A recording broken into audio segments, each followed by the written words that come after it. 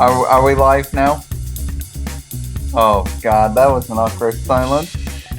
Well, hello, welcome to Force 13 live events. I'm imagining that you're not just joining us, but if you are, this is Devin Williams speaking. I am joined here today by our everybody's favorite Colombian, Marcel Holos. Hello, Marcel. Hello. And today I have 1 hour to discuss 3 tropical systems, and we're going to try to touch as many bases as possible in a very, very short amount of time, so please bear with me. First off, Marcel, are there any questions that you have? We didn't have any questions. Excellent. Okay, so we can get our hands dirty right away. So here's what I'm going to do. I'm going to be showing the GFS, all the model runs that I could get my hands on, and then we're going to go to some North American weather stuff. Well, I should say the United States of America weather stuff, and then I'll have to pull them up. I'll go to a few satellite images while we load those up. I'll hopefully be able to get a hold of some comments and start answering them. So this first part's probably going to take a little bit. Well, I'll be hanging around in the background here as well, Devin. So, okay. I'll let you know any comments. Excellent. So here we go. We're going to start here with the GFS model, which I'm just going to play here all the way throughout. And what you're going to notice here, Bonnie gets away from the shore rather quickly and uneventfully, to say the least. And now here comes Tropical Depression 3, or potentially even Tropical Storm Colin, moving over the Yucatan Peninsula and then making landfall near the Tampa area in Florida, and quickly turning post-tropical as it heads up the eastern seaboard between North Carolina and Bermuda. As far as the situation after that in the Atlantic, as far from what I saw before, pretty clean sailing, to say the least. Of course, it's going to take a while because my computer's going to be really slow with all the browser tabs I have open and the screen share. Get all the way to the end of this. And another low forming in the Caribbean here, but that is way out in the run. We'll have to see how that works. The next run now I'm going to show you is the Canadian model, CMC. And you know this is going to develop everything in its dog and cat into a Category 3. So we'll see what this does with Colin, as it basically takes it into a Hurricane Allison-like scenario of 1995, where basically it forms in the southwestern Caribbean and then makes landfall in Florida as a decent storm before turning post-tropical right away. And then we have another low that kind of meanders in the central Atlantic here. Very interesting, to say the least. And that's the end of that run. And now we have the nav gem, which A, keeps the storm the longest, and therefore B, is actually the strongest, the most aggressive of all the models, surprisingly. You'll notice here, Bonnie, again, quickly moving away from the shore and becoming nothing just as quickly as it reformed. And then the nav gem having the storm clip southern Florida as a 60-knot storm and then head off as a post-tropical system, again, very quickly. And now we have the ECMWF, which we know doesn't have a lot. And again, Bonnie moving away from the shore and doing not much. And then the storm entering into the East Pacific again, doing something similar to Allison, making landfall in this Bight area, and then moving out into the Central Atlantic, post-tropical very quickly, and moving out. So that's the Atlantic. Marcel, do you have any comments?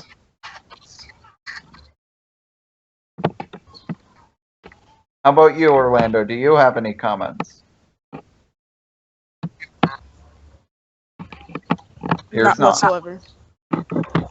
Okay, so now we're going to take a look at the East Pac, where we could have 2 potential systems, not just Agatha, which has, I believe, an 80% chance of development, and Bloss, which will be right behind it, but we'll see those in later runs. We'll see here that GFS does with future Agatha, or maybe what might only be TD1 here, going well out into the Central Pacific before forming, and really doing nothing. Weak storm to start off. I hear someone trying to come in. No, I think you'll find that's a repeat of yourself there, Devon. Someone's got a bit of echo. Oh, great. Okay. So the ECMWF now. We'll go slowly through this. And you can see that the ECMWF is also unimpressed by future Agatha, not really expecting much out of it, and a very quick dissipation. And the CMC, unsurprisingly the most aggressive model with all the systems, not only develops Agatha into a decent system, but also develops Hurricane Bloss and actually has it moving eastward of all the things, and has it making landfall in Mexico there. And here is Agatha well out near the Central Pacific, as that also dissipates very rapidly once it gets that far north. And then has Celia develop at around Tau 210, making landfall in a very similar spot that Bloss does, and dissipating soon after. So the CMC expecting a train of 3 systems, Agatha, Bloss, and Celia, the latter of the two making landfall nearly on top of each other in this little fight region of Mexico. If Cesar was here, he'd tell me what that is. I have the foggiest idea. Which part were you looking at there? Basically the same part that Pauline hit back in '97. Chiapas, I think. Okay. Okay, and now we have the NavGen model, and that'll be it with the animated models anyways. And what you'll notice here is, well, a whole lot of nothing going on. In fact, it doesn't even develop Agatha out here. If anything, it develops TD1 in the same spot that the CMC has Bloss, and Agatha develops much closer to Mexico. Yeah. Which I think is interesting. So we'll have to see what happens there. Now what I'm going to do is we're done with the animated model section. So does anybody have any comments about the models? The animated models? Not really, just what my observations have been in recent runs, particularly onto Blas in the East Pacific, on how its eastward movement. One of the models earlier had it very nearly making landfall on the Mexico-Guatemala border, but not quite getting there and dissipating after stalling offshore. Yeah, that would definitely be very interesting. That would be, as far as I know, the furthest east that a hurricane would make landfall in the East Pacific. That would be an interesting storm if we get one of those retrograders. If it was a hurricane, a tropical storm, I don't think so, though. Yeah, but we'll see, because I know that there was like some tropical storm at 08 that made landfall in El Salvador or something. I don't know. But anyways, now what I'm going to do is I'm going to pull up phase diagrams of the models, and this basically tells us if the storm, how strong a storm could potentially be, and if the storm is going to be tropical or not. And what happens here is you're going to see 3 letters, A, C, and Z. A was when the model first started tracking the low, C is its current position, and Z is the dissipation of the low or the end of the model run, whichever comes first. In this case, they're expecting, this is the GFS model, expecting Bonnie to completely dissipate in 36 hours. And as you can see, it's placed in the symmetric warm core area, which means it's definitely tropical. And if we go in here, you can see it has the models having it put at moderate convection at best, which means not a very strong system expected to develop here. Well, that's obvious. We're not expecting more than a TD or a weak TS out of Bonnie as it moves away from the shore anyways. So here's the CMC model, which almost always looks interesting. It's expected to survive out to 48 hours. Again, very similar to the CMC, you've got the warm core saying that it's going to be tropical all the way out for the next 48 hours. And again, you've got the warm core, the shallow warm core convection, kind of bordering on cold core convection, which would obviously make it non-tropical immediately. But staying on the warm core side at the very least. So that's what's going to happen here. And again, no deep warm core convection. So basically, the CMC GFS not expecting anything of this system. The NavGem is expecting even less of the system. In fact, they're expecting that the system goes post-tropical, as it will develop a frontal cold core scenario, and not even come close to a deep warm core scenario. But the deeper it gets into this area now, the stronger the post-tropical storm can be.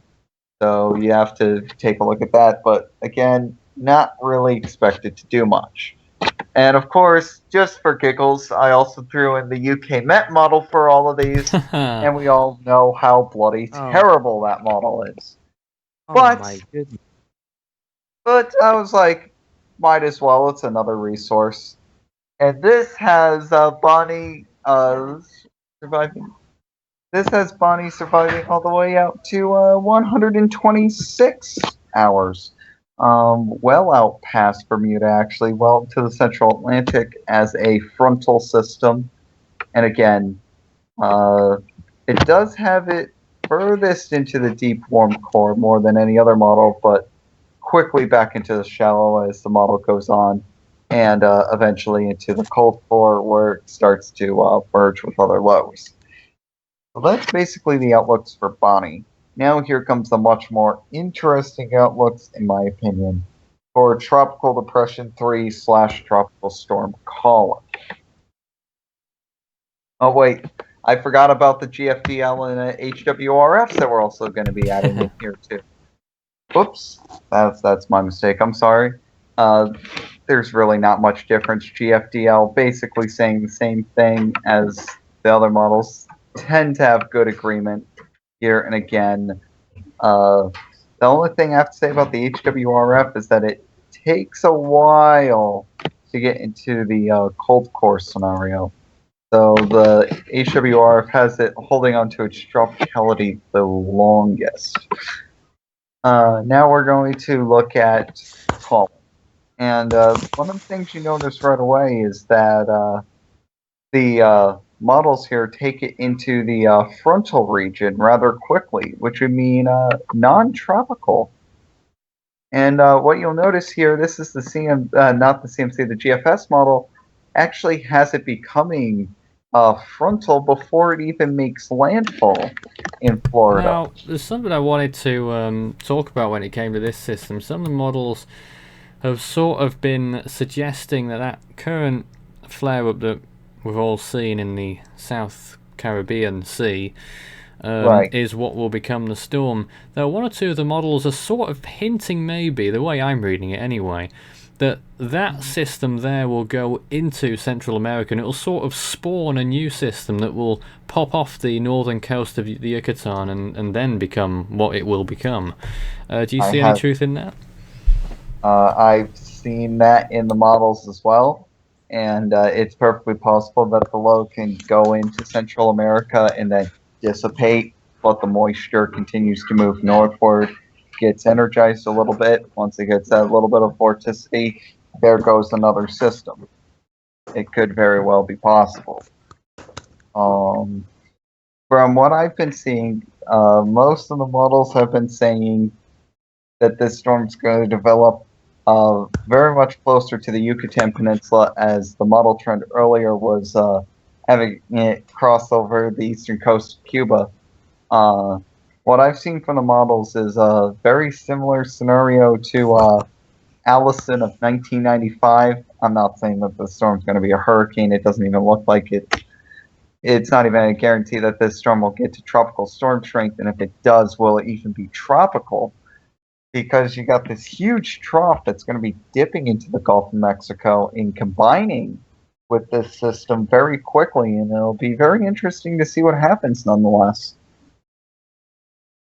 But the GFS of barely keeping the storm tropical as it crosses Florida, and again, not a lot of deep convection, which means that the storm's not going to be very strong either,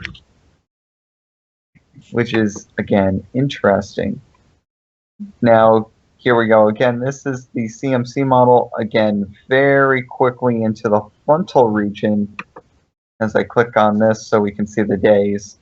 Here's the 6th. Here's the 7th again. The CMC model, though, keeping it tropical basically until it makes landfall in Florida and then converting it post-tropical directly after that, where it races off into the northern Atlantic and eventually gets absorbed. After that, again, no deep, warm convection expected, only shallow. Something interesting to keep an eye on. So so far the GFS and CMC, not expecting much out of this system. Here's the NavGem model, and like I said, this is the most aggressive model. And you can even see with the most aggressive model, even this has it going off into the frontal boundary very quickly, probably again as soon as it's crossing Florida, as this diagram is very terrible, and then racing off into the northern Atlantic, deepening as it goes along the Gulf Stream. And notice right here again, it starts basically right on the line of the deep and shallow convection. If you get a model that says that a storm's going to be really strong, you're going to see the storm way up in the deep warm core convection, way up here. But they're not expecting the storm to be too strong, so they're going to keep it in the moderate to even shallow range. So another storm, potentially the caliber of Bonnie, from what I'm seeing here. And again, we'll throw in the UK Met model, which is expecting the storm to go all the way into the Bay of Campeche before rising up and moving over into the eastern Gulf of Mexico. How about that for a model run? And basically the same thing, losing tropicality as it's moving over Florida. Actually this one has it losing it afterwards. And again, shallow convection at best. Now here comes the GFDL models. The GFDL develops it a little bit longer along the line, and probably what I would say pretty much right in line with what the CMC was saying, skirting the coast very quickly, landfalling in the Bight region, and post-tropical transition as it's moving over Florida. Basically, the GFDL is in line with the CMC, and again, nowhere near the deep warm core convection that you would need for a strong system. As we take a look here at another model run, and then we'll get into the Agatha system. I didn't pull anything up for the Bloss system since the only model that was really showing it was the CMC. So I didn't really pull that one up. Now this one's expecting, this is the HWRF, and this is expecting the system to start actually in the East Pacific side of things. So maybe that convection moving across Central America, tapping a little moisture from the East Pacific, and then moving up into the Atlantic. That could also be a possibility. Again, as the system moves up, they're expecting a quick post-tropical transition, either in the Gulf or this one's definitely a post-tropical transition within the Gulf of Mexico. we'll see how much how stubborn the NHC is with that. And shallow convection, moderate convection at best expected. And now just a quick run through on what they got on Agatha, because this isn't really expected to affect land, so I'm not really concerned about it. The CMC model is expecting a decent, certainly a stronger storm than either of the Atlantic storms that are currently expected. Potentially, this could be 60, 70 miles an hour, as I said before. The GFS model, notice that this has it all zigzagging through, but eventually moving west. And again, very deep into the warm core. That's getting into hurricane range there for the GFS. And that could be interesting. So the GFS watching. Might want to watch that system according to the GFS. NavGem really doesn't do anything with it. So we'll just ignore the NavGem since it's really uninteresting. And the Met Office model actually curves Agatha back towards Mexico, which is something that I believe you hinted towards, Nathan.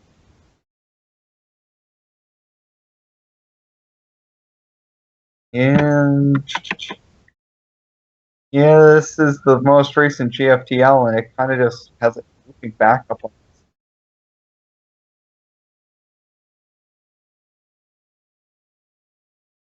And the HWRF, again, not really developing this system to be anything more than a weak tropical storm. And we already showed you the GFDL here. Again, the models really aren't impressed by these systems.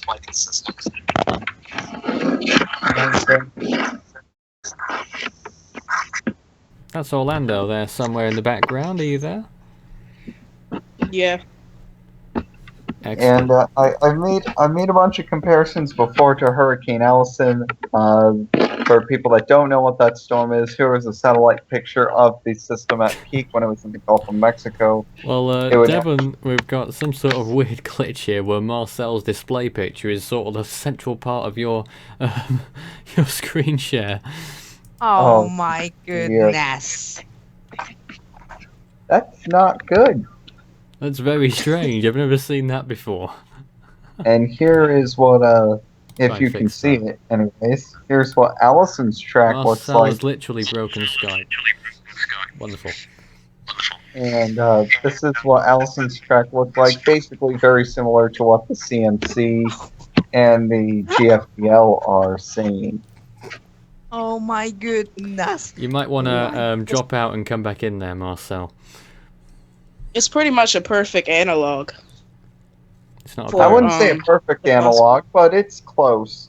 Yeah. Considering So we don't know what's going to happen any, yet. Do you have any comments, Orlando?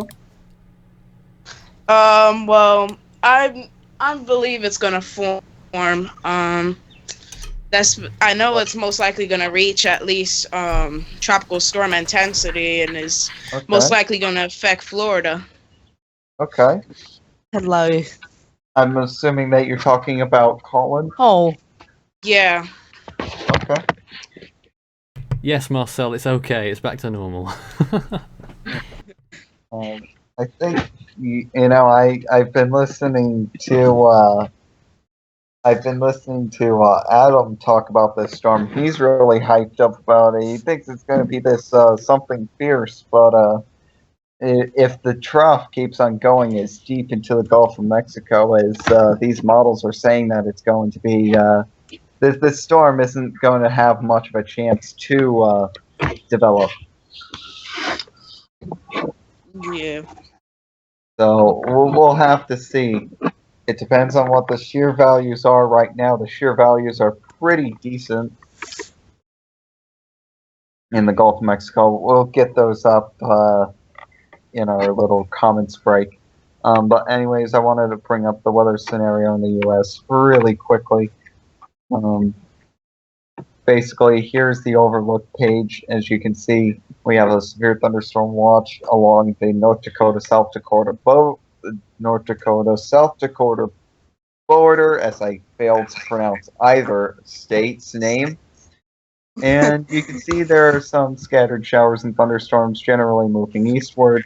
We have this huge swirl through Texas that's associated with that trough that's dipping down, and there are flood watches, warnings, advisories everywhere in the Lone Star State, as well as stretching well into Looks a Oklahoma mess.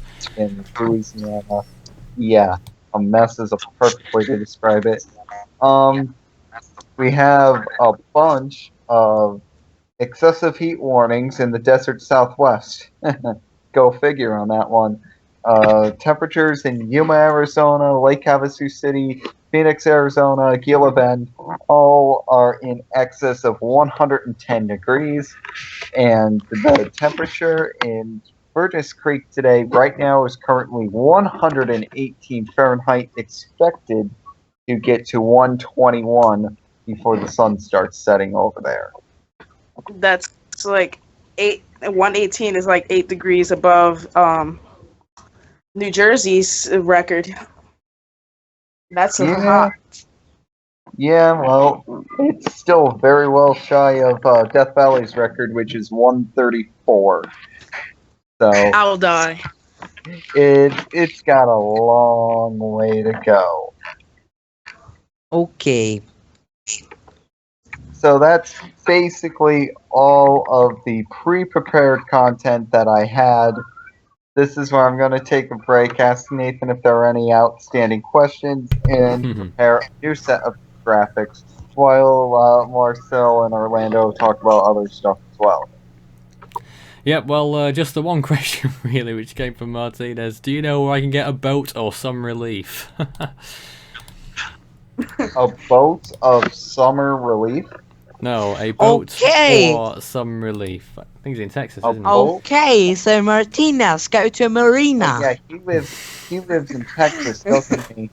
I think so. I do not know where you can purchase a boat in Texas, so not out of luck on that one. Well, Orlando, tell us about, actually, both of you, Devon and Orlando, and Marcel a little later. Tell us about what the weather's been doing at your place. Well, Okay. Here in Bogota. Oh, Marcel will go first then, in that case. Oh my goodness. Well, that's not a good way to start, is it? Come on. Okay. What's the weather And like in Bogota, we had cloudy skies, but we had cloudy skies, but and a bit of rain. A bit of rain. But You know, I don't we're mean to really run on your parade, Marcel, but I just realized that there's also an ingest in the Southwest Indian Ocean that's developing as well. Yes, yes. That was the case yesterday. Is that still going? Yes, it's still activated apparently. Anyways, Marcel, go. okay. So we're having in this moment very low max temperatures Very low, in this area. warm max temperature. Like what? What did you have today? Today we have a max temperature of 18. 15. 18. 18. That's still just less than what it was here at Force 13 HQ at 53 degrees north, and you're in the tropics there. And at 10 a.m. we had the temperature 14 degrees Celsius. And the low, and I think, in this moment the temperature's 14 degrees Celsius. And it doesn't get very cold at night there, does it? Any moment it gets very cold tonight. Oh, it does. We go to 7 Celsius. 6 or 7 Celsius. Yeah, fairly chilly, but yeah, I suppose. But in this moment, we were having lows of 11, 12, Hmm. 11 or 12. Okay. So I guess it's sort of equalised just a little bit there. What about up there in Pennsylvania? Well, it's been cloudy for the past few days, but especially today, it's been overcast as a cold front is pushing through. If you remember the massive That's right. extratropical system that I was pointing to the other day, that frontal boundary is actually pretty much pushing through right now, and it's going to knock down the temperatures pretty good. But other than that, nothing much has really been happening here. It's been probably the best way to describe the weather over the past few days is that it's been pretty humid. Ah. It's been pretty humid here. So I'm hoping that this cold front really knocks down the humidity, knocks down the temperatures a bit, and we can finally Well, enjoy nice sunny skies. whilst you've spotted that 95S, are you going to be going through the models on that one? I think it's a bit late to do that. I don't really want to bore out the viewers. Oh. I'm sure my 30-minute ramble on the tropics right there was bad enough. Well, I was enjoying it. Maybe it's just me. Viewers, what should we discuss next? Hand it over to them. Do you want more models, or do you want us to talk about something else? I mean, I can very well do it, but I was planning on Yeah. pulling up satellite imagery. Maybe we'll if do I- that towards the end. Yeah, let's take a look at the satellites then. Yeah, I'm just trying to pull up a plethora of satellite imagery, whatever I can get my slimy fingers on.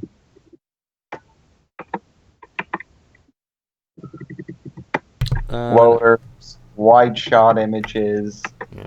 animations.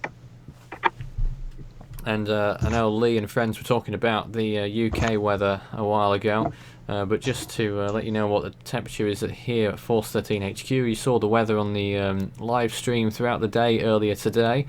It was very nice, wall-to-wall sunshine actually, which wasn't actually expected really. We're expecting more cloud today, but it turned out to be clear.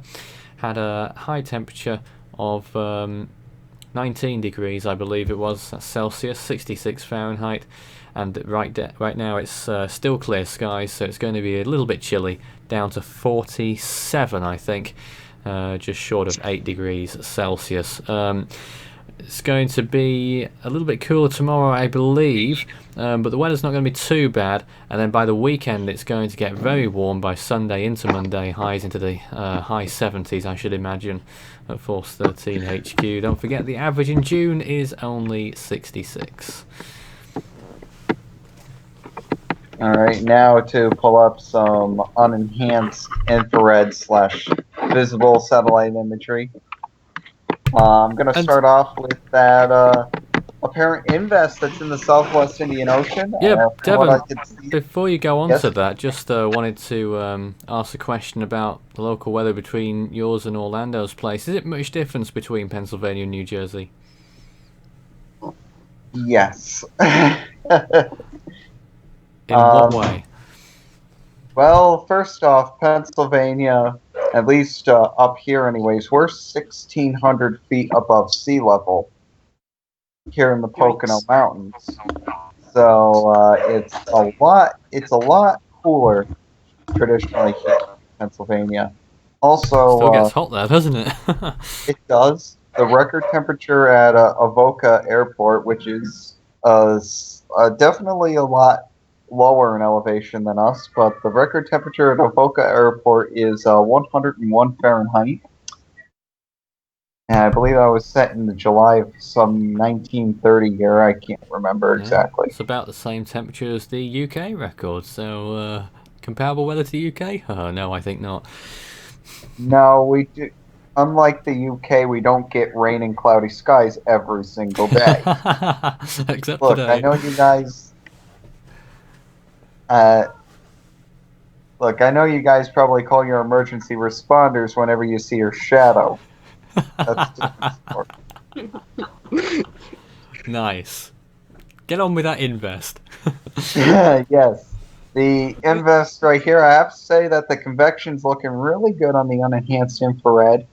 The vorticity I don't see, but the convection is definitely looking surprisingly well, and we could have back-to-back cyclone seasons with June storms on them. And do you recall that ever happening? Not likely. Yeah, because I know we had what's its name, Raquel on June the 30th of 2015, and now here in June we might have another system here. With its convection, I wouldn't be surprised if it gets upgraded here, but we'll have to see what's going on.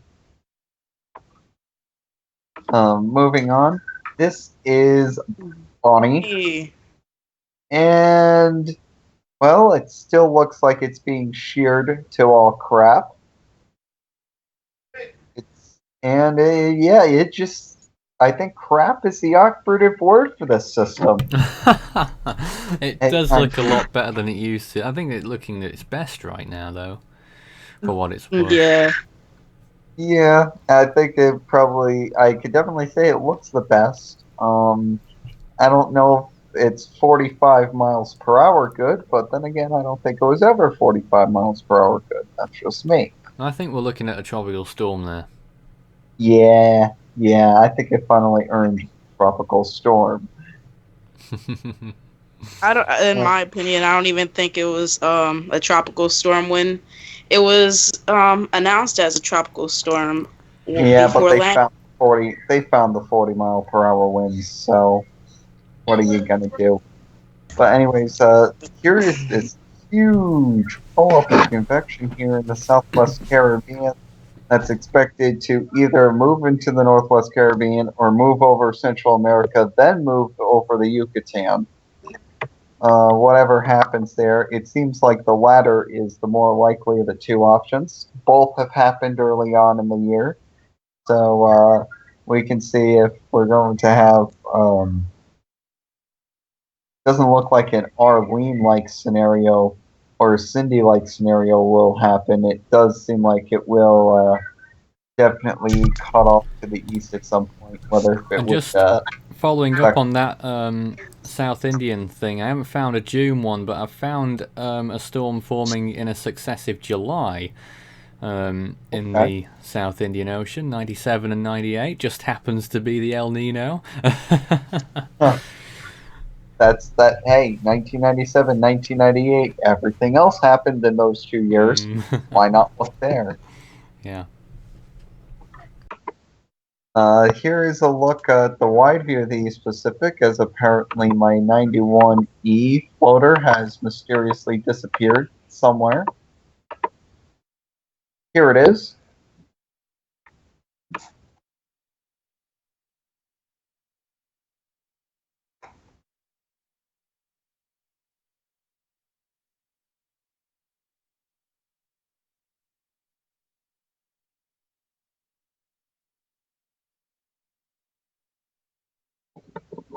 Sorry about that. My dog started barking.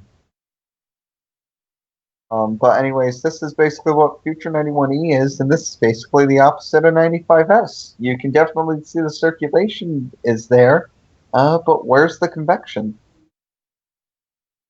Yeah. Almost polar opposite there. And I think the very start of that loop there, it was coming out of a good spell, but now it's gone. Here is a wide view of the western East Pacific anyways. And you can see the infest here. Could become a tropical depression, tropical storm in the next few days. We'll have to watch. But elsewhere, shear is pretty high. Sea surface temperatures are pretty low as we head into neutral conditions. And what can be said? Very calm skies over the Central Pacific, I would have to say. Just very beautiful conditions, almost for the entire. But people Northeast. talking about the Central Pacific this year, I don't know what you think on that, Devon, but I'm of the view that it will have a quiet season. I'm on the view that the entire Pacific's probably going to have a quiet season, whether if it's east, central, or west. True, But but I'm that's just thinking the Central Pacific might not even have a single storm this time around. Well, that's not uncommon either. No. It has been in recent years, though. People are Anyways, and sort that's of coming to expect us at least a few storms in the Central Pacific every year, aren't they? Yep. But anyways, here is the satellite image of the continental United States. Here's this huge low and cold front I was talking about. And here is this low pressure system that's currently over Texas. And this is going to be your primary steering current for Colin. This is the huge trough that isn't in any hurry to go anywhere. And it won't be in any hurry to go anywhere until at least the weekend, maybe even midweek next week, which is why all those flood advisories are out. This storm's basically doing a sit and spin for a little bit here. This is a storm that's expected to drag Colin into the Gulf of Mexico and just as easily spit it out into the Atlantic Ocean while taking a few victims in Florida with it. Okay, guys. I gotta go now. And all right, we'll see you later, Bye. Orlando. See you Bye. later. See you later, Orlando. And now this I'll see ya. this is potentially the future BLOS here in the far eastern Pacific Ocean. The vorticity isn't there, but the convection certainly is. All right. So, got any comments, Marcel? Okay. I Got- think that the people that live in San Andreas and Providencia shouldn't go shouldn't navigate until the area of convection. Isn't that that's the waters off Colombia, isn't it? Yes, Okay. the area of convection is in Colombian water. So I advise to the that Do you want to say it in Spanish? now. Okay, so the people that are living in San Andreas and Providencia should navigate because of They the shouldn't. conditions. Until after They the area of interest has cleared the area. Well, personally, I'm assessing the storm in my latest update. Let me just talk a little bit about what I've written in the latest update. It's that it's only got sustained winds of around 20 miles per hour and a central pressure approximately 1,008 millibars. And is likely to develop into tropical storm Colin. The track that I've put out presently, in fact, if you don't mind, Devon, I'm just going to get the image up of it. Go ahead. Showing the latest. Is this the storm? Is this the storm north of the Azores right now? No, this is for what's going to become Colin. Oh, okay. You can see it on the screen there. It's been tagged A6, and is area of interest, and is likely to move towards the northwest, or as it is quite possible, it could dissipate over Central America and feed something else. But the last two dots are probably the most important ones, particularly for our American audience, is that it could well be a tropical storm upon approach to Florida, though I would say the possibility of it becoming a hurricane is somewhat remote at the moment. Only one model picked up on it today as far as I'm aware. Having said that, if it does I don't pass think through that this storm is Florida, going to become a hurricane. some of the It'll have to models happen in the Caribbean. after Florida, when it was moving up the Gulf Stream, regardless of whether it's tropical or not by then, a lot of the models are calling for, in some cases, significant deepening off the coast of the eastern seaboard there. Yes. Basically, all of the ones I've Yeah. seen have called for significant deepening off the coast of the eastern seaboard, and some of the models bringing the storm very close to Bermuda as well. So, I think that Bermuda should probably keep a close eye on this system as well as it develops. But do you think it's got any chance of being tropical by the time it gets to, say, same latitude as where Bonnie is right now? Probably not. I'm going to say probably not. I think it's going to have a hard time retaining its tropical entity as it is because of how far south this trop is. And that's basically the main thing, is that this trop is going to be so far south, and it's going to be so easy to just combine with it and move on. Unless it was a very strong system, which this system probably won't be. I'm not discounting the fact that maybe this storm, for whatever reason, stalls and takes advantage of the Caribbean water. Well, but it could, couldn't it? I find that to be unlikely. We're just trying to get John through. Here's John for the last 10 minutes Hi. or so. Hello, Johnson. Hello, John. I do not see John in the room. He certainly is. Good evening. John, what do you make of the current situation? Which one do you want to talk about? I called at the most inopportune time. Wow. Someone rung my phone. Oh, as soon as you come on the air. Wonderful. I was just saying, what is there any particular system you'd like to discuss right now? Oh, I gotta say, Bonnie was quite a surprise today, but I think everyone expected Bonnie to somewhat redevelop. But I am keeping an eye on the Caribbean because of the new system that looks like it's going to come out of the Caribbean. I do have a thought that it might become something of note, but I think right at this point it's too hard to tell at this point. I mean, the models are everywhere in terms of intensity, and I just don't see any guidance on it right now. I mean, again, I don't see this thing forming for another few more days. Oh, of course, it will Just be. the conditions. It will be a few days.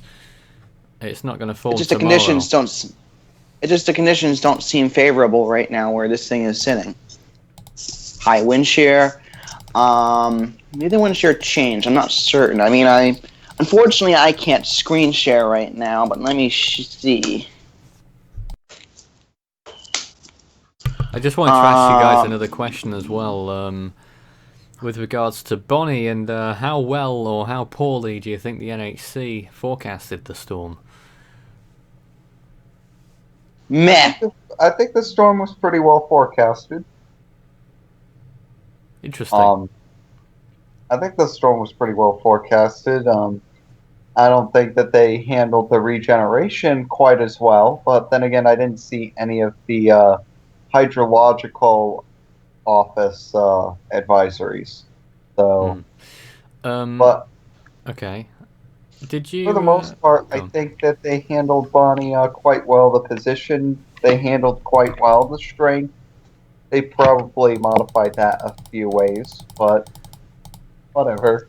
Just looking at the latest HWRF model, and it does appear that this is the first one that I've seen that says with conclusivity that the system that we're looking at right now will become future Colin and become a tropical storm before making landfall just on the edge of the Florida Panhandle, just where it curves round.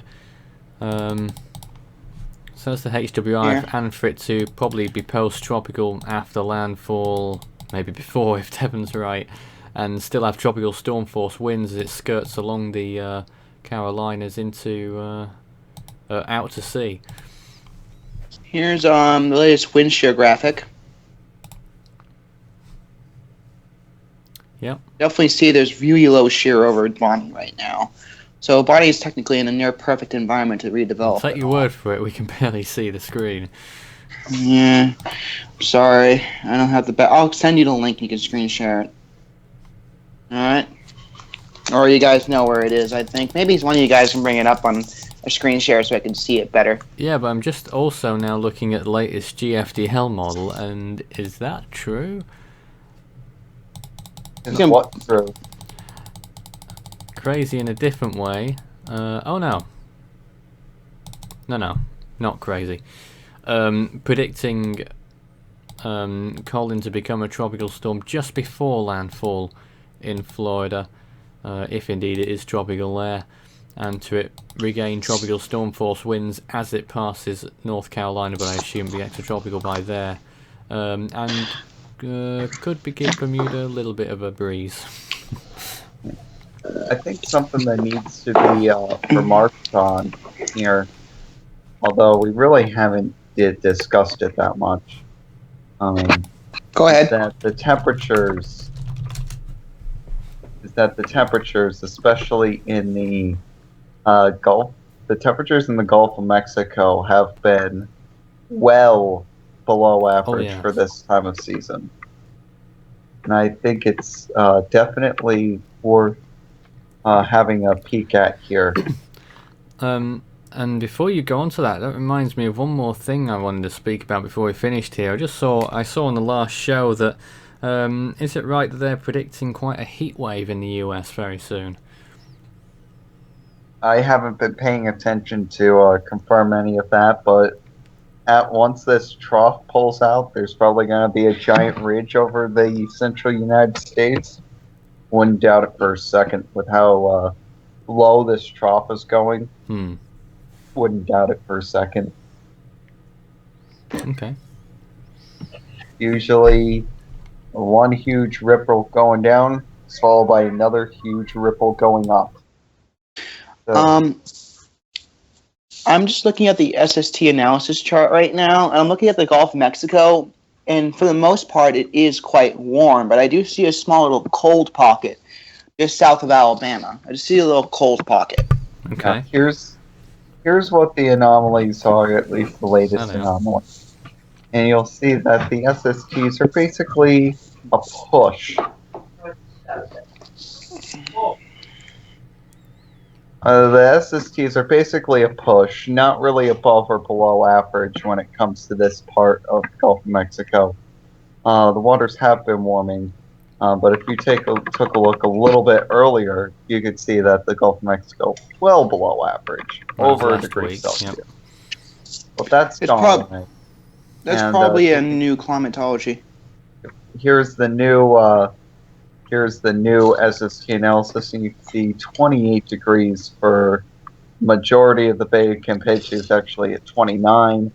Northern Gulf of Mexico is below 28, but basically everything along future TD3 or Collins Path will be borderline 27, 28 degrees Celsius all the way on its way there. So the sea surface temperatures are not going to be that bad. So what exactly is preventing this from being tropical, if indeed that's the case? Wind shear. Like I said, that very low dipping trough that's currently centered over Texas. That's going to be the whole reason? And that'll be one of the reasons. I mean, it's going to cause massive amounts of shear if it's placed in the right position. True. And that'll be enough. Yeah, Devin. Are those anomalies in the Gulf of Mexico from modern climatology or from 1981 to probably based on 1981 to 2010. Yeah. Probably. Because I'm looking at the current map right now, and it's pretty much a little bit above average across the board. There's still a tiny little cold pocket just south of Alabama, but that's about it. mean, it's like a sliver. That's all it is. It's like a sliver of cooler waters. It'll probably go away in the next few days. I've seen SST charts that take the sea surface temperatures in the Caribbean right now from anywhere in between 28 and 31 degrees Celsius. So if you ask Adam, it's probably 35 degrees Celsius. Oh dear. No, I'd say Adam would say 31 or 32. And on that note, I think we've reached the end of the show. Yeah, and I think it'll be a good time to end because things are getting a little slow at HQ. Things are getting out of hand. No, We need to end this now. I can show you things getting out of hand. I can drop the pencil that's in my hand right now. This pencil's getting out of hand. I'll be very out of dear. hand. Well, Uh-uh. this is Force 13 HQ signing off as well. This is our last active show before we close down for the night. We'll be leaving you with the view from outside our HQ for the rest of tonight. Have fun with that view. Oh yeah, it's quite peaceful actually. I wouldn't mind, if the headphones reaching my bedside weren't an issue, I'd go to sleep with it on my ears, but never mind that. Aww. Cute. Alright. Well, I think we've... it's very peaceful and pleasant, honestly. Until I'm being that serious. dog starts barking, anyway. Until that dog starts barking. It's Oh awful. dear. Oh dear. From me, one at Force 13. Have a great night. Alright, yes, likewise. Have a great night.